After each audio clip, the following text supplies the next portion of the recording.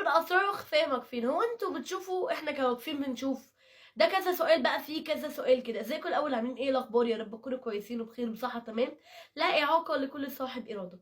طيب اول سؤال تسالني، ما تسالنيش بس يعني فكره كده جات لي، هو احنا كواقفين بنشوف؟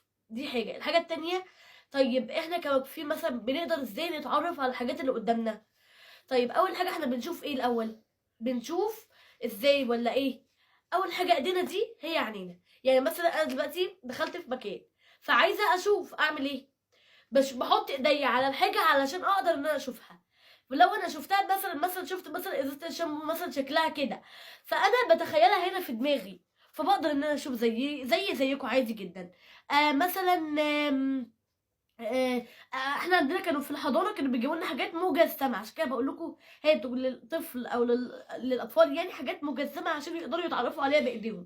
كانوا بيجيبوا لنا في الحضانه حاجات مجسمه بحيث ان انا اقدر اتعرف عليها بايديا. فاهمين قصدي؟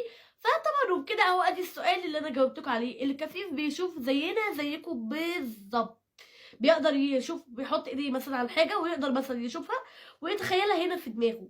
بحبكم جدا، يا رب يكون الفيديو عجبكم. باي باي.